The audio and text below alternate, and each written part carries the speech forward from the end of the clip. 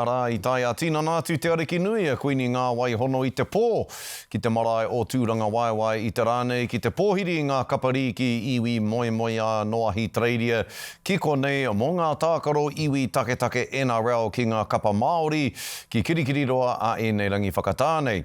I reira te Arikinui haka pōhiri ana ko ngā toa o ngā kapa Māori I tōna taha e tautoko ana. Kia tahuri ake tātou ki tēnei pūrongo.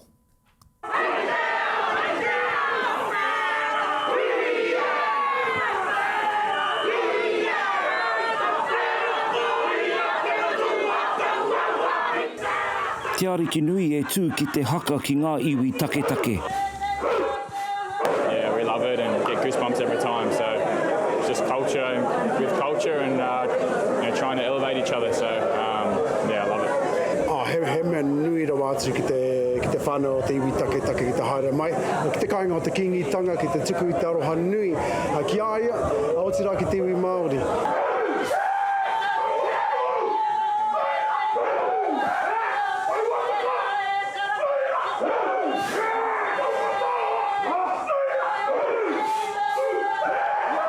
Mā tā mua ko te ahurea. Yeah, for me, this is the most important part of the week.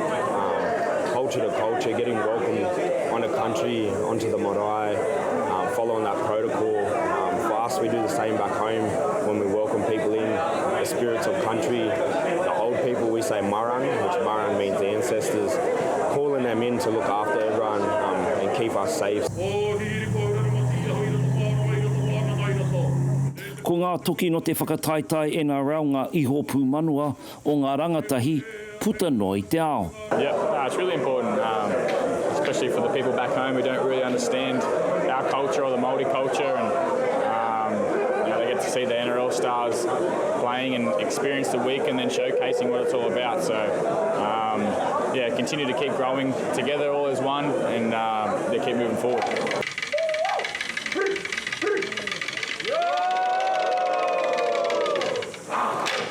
Hei te rātapu katū te tukinga nui, ko te whutupōro kei mua I te aroaro. He mea nui tēnei kei mu.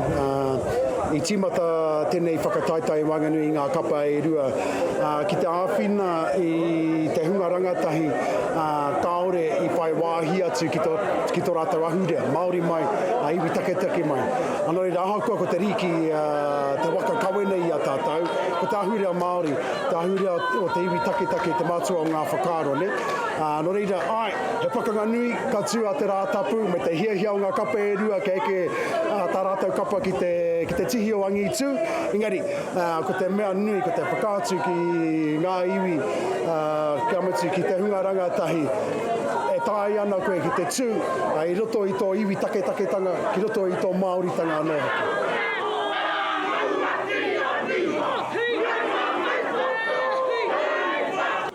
Anei te ahurea, whakanuia. Pōtaka maipi, te Karere.